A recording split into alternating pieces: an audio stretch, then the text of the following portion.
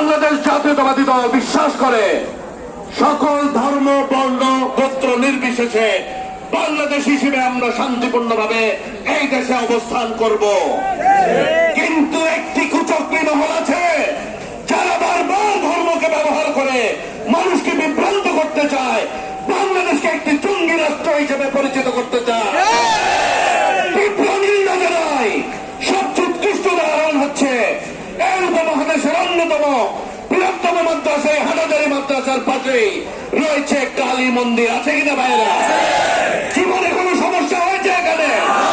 এর চেয়ে বড় দৃষ্টান্ত কি থাকতে পারে?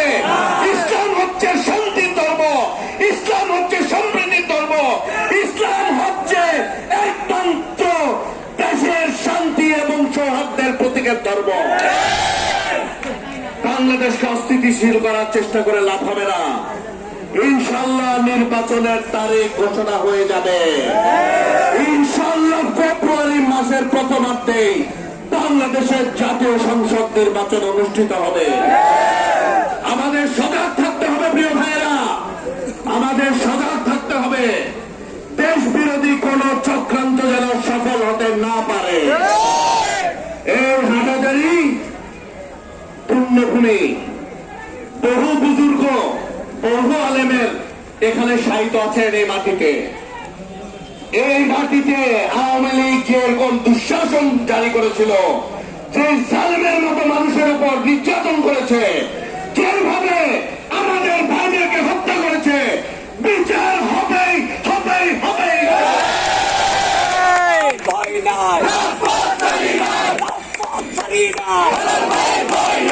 শুধু এখানে হত্যাযজ্ঞ নয়, হাজার হাজার ভাইদেরকে রাতের অন্ধকারে স্বপ্ন চত্বরে নৃশংসভাবে হত্যা করেছে ভাইরা। ইনশাল্লাহ বিচার হবে হবে, পাপীদের কোনো ছাড় দেওয়া হবে না। একই সাথে আরেকটা কথা বলতে চাই প্রিয় ভাইয়ের আমার, আমাদের নেতা জনাব তারেক রহমান সবসময় একটি কথা বলেন। উনি বলেন বাংলাদেশ জাতীয়তাবাদী দলের রাজনীতি হচ্ছে জনগণের সাথে থেকে জনগণকে সাথে নিয়ে। বন্ধুগণ, আমাদের দলের বিএনপি হোক বা যে কোন অঙ্গ সংগঠনের নেতা কর্মী পরিচয় দিয়ে কেউ যদি জনগণকে ক্ষতি করতে চায়, কেউ যদি জনগণকে হয়রানি করতে চায়, তার ব্যাপারে সাংগঠনিক সিদ্ধান্তের পাশাপাশি আইনি ব্যবস্থা নেব ইনশাল্লাহ।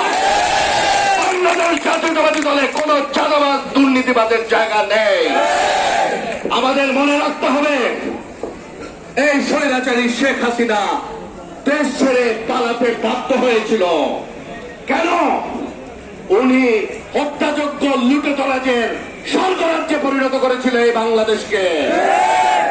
ইনশাল্লাহ আমরা এর বিপরীতমুখী রাজনীতি, এই বিপরীতমুখী দেশ পরিচালনা বাংলাদেশিদেরকে উপহার দেব আমাদের নেতা জনাব তারেক রহমানের নেতৃত্বে ইনশাল্লাহ।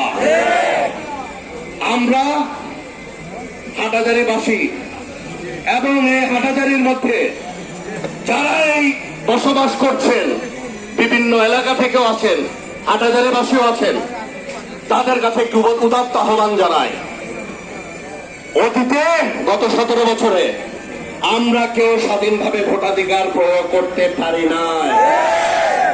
এখন সুযোগ এসেছে, আল্লাহ সুযোগ করে দিয়েছেন।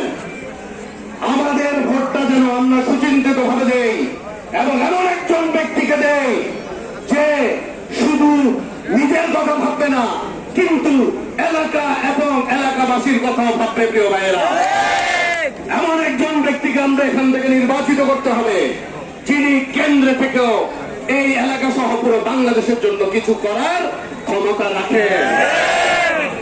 আমার বিনীত আহ্বান দেশনেত্রী বেগম খালেদা জিয়ার প্রতি, জনাব তারেক রহমানের প্রতি, আপামর বাংলাদেশিদের, ইসলামী মূল্যবোধে বাংলাদেশিদের ভালোবাসার প্রতি, ধানের শীষ চট্টগ্রাম বিভাগের সবচেয়ে বেশি ভোটে এই হাটাজারি জায়গাতে নির্বাচিত হয়। এই জন্য আমাদেরকে সংযত হতে হবে, আমাদের আচার আচরণে অত্যন্ত প্রভাব পরিহার করতে হবে, আমাদের মানুষের সাথে সুন্দর করে ব্যবহার করতে হবে, যেন মানুষ আমাদের ব্যবহার আকৃষ্ট হয়ে ধানের শীষে ভোট আরো বৃদ্ধি পায়। আমরা আওয়ামী লীগ, যুবলীগ, স্বেচ্ছাসেবক লীগ, ছাত্রলীগ, শ্রমিক লীগের মতো কোলাঙ্গারদের মতো আচরণ যেন কেউ না করে। প্রিয় বন্ধুরা, অনেকক্ষণ বক্তৃতা শোনাচ্ছেন, এখন আমরা র্যালি করব, সুশৃঙ্খল ভাবে করব। সবাইকে শৃঙ্খলাবদ্ধ ভাবে, আপনারা এখানে যেভাবে উপস্থিত হয়েছেন র্যালিতেও একইভাবে থাকবেন, শৃঙ্খলা বজায় রাখবেন, কারণ শৃঙ্খলা না থাকলে কোনো কিছুতে সফল হওয়া যায় না। বিদায় নেওয়ার আগে একটি স্লোগান আমি দিতে চাই, যদি আপনারা আমার সাথে থাকেন। বাংলাদেশিদের কোন প্রতীক আছে? চট্টগ্রামবাসীর কোন প্রতীক আছে? হাটাজারিবাসীর কোন প্রতীক আছে? মানুষের কোন প্রতীক আছে? আলেমা সাহেবদের কোন প্রতীক আছে? সেই প্রতীক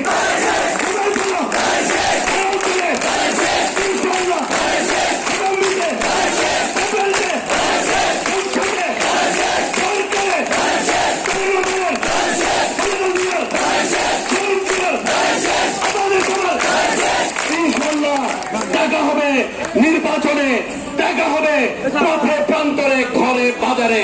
সবাই দোয়া করবেন, ভালো থাকবেন। আসসালামু আলাইকুম ওয়া রাহমাতুল্লাহি ওয়া বারাকাতুহু।